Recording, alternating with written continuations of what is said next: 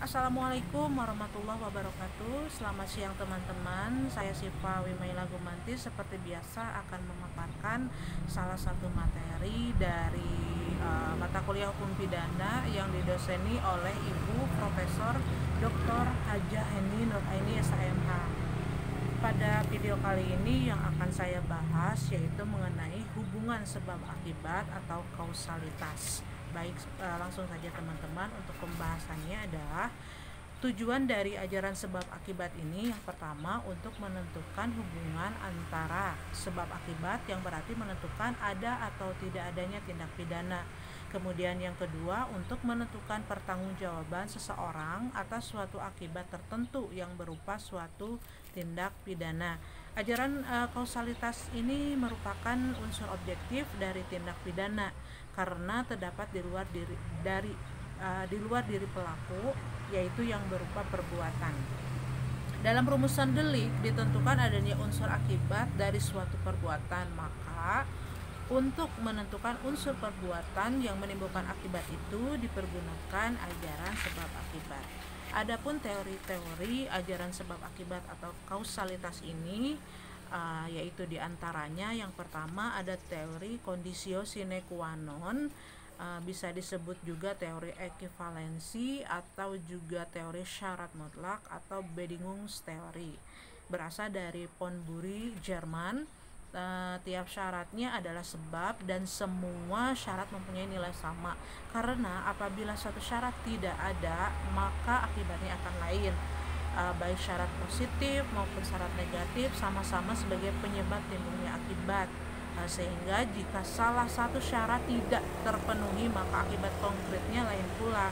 Kebaikan teori ini adalah mudah diterapkan tetapi menimbulkan masalah karena terlalu luas lingkup berlakunya pertanggungjawaban pidana. Sedangkan kesulitannya dari teori ini adalah terlalu membentang ke belakang sehingga tanpa batas. Yang kedua ada dinamakan teori individualisasi, mengadakan pembatasan antara syarat dengan sebab secara pandangan khusus atau mengindividualisasi, yaitu secara konkret mengenai perkara tertentu saja dengan mengambil pendapat sesudah kejadian atau post factum atau in concreto gitu.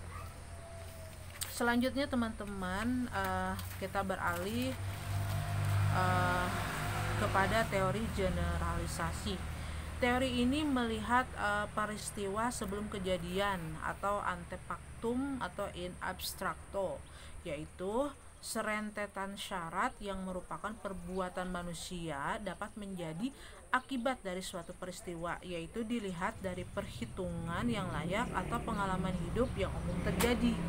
Menurut teori ini harus dicari sebab yang sama atau adekuat untuk dapat menimbulkan akibat yang bersangkutan. Oleh karena itu, teori ini disebut teori adekuat. Ukuran dari teori ini adalah keadaan atau kebiasaan sehari-hari dari kejadian yang muncul.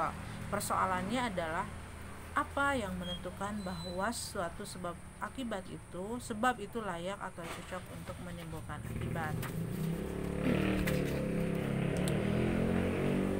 Ya, menjawab pertanyaan tadi, untuk itu diperlukan ukuran yang didasarkan pada yang pertama ada penentuan subjektif. Yang dianggap sebab adalah apa yang oleh pelaku dapat diketahui atau diperkirakan bahwa apa yang dilakukannya itu secara umum dapat menimbulkan akibat seperti itu.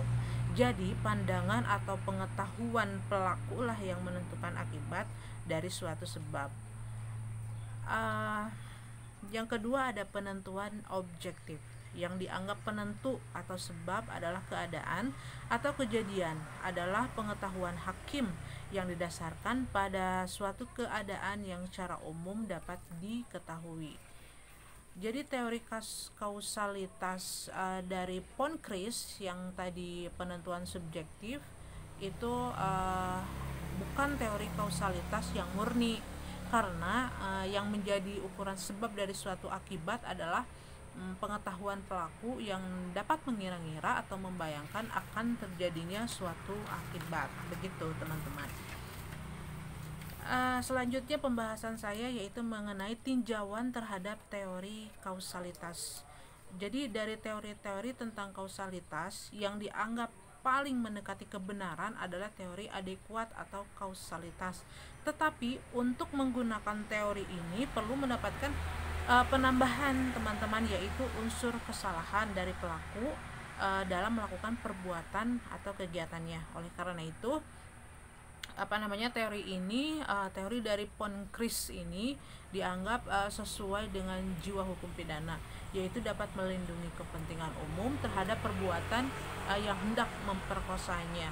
Atas dasar itu hukum pidana harus membuat pagar atau aturan terhadap tindakan atau perbuatan yang mendatangkan kerugian. Jadi adapun kelemahan teori ini adalah terlalu banyak menggunakan istilah yang tidak terang atau kurang jelas, seperti kata-kata kadar, biasanya gitu, pengalaman manusia pada umumnya, dan lain-lain. Ya, baik teman-teman, adapun teori kausalitas dalam hal tidak berbuat itu muncul dalam delik omisi dan delik komisionis per omissionem commissa, yaitu delik yang dilakukan dengan cara tidak berbuat. Terhadap hal ini ada beberapa pendapat sebetulnya, yaitu tidak mungkin orang yang tidak berbuat akan menimbulkan akibat, gitu kan. Pendapat ini tidak terdapat dipergunakan dalam IPS, tetapi pendapat yang tadi saya utarakan terdapat dalam pendapat IPA, khususnya ilmu hukum pidana.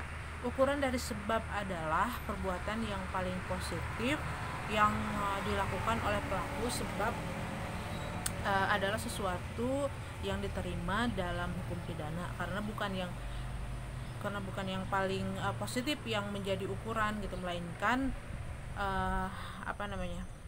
melainkan ada hubungannya antara sebab dengan akibat gitu. Baik teman-teman, sepertinya itu saja penjelasan saya mengenai hubungan sebab akibat atau yang dinamakan kausalitas ini, untuk memenuhi salah satu tugas mata kuliah hukum pidana yang didoseni oleh Ibu Profesor Dr. Hajah Heni Nuraini SMH. Terima kasih atas perhatiannya. Assalamualaikum warahmatullahi wabarakatuh.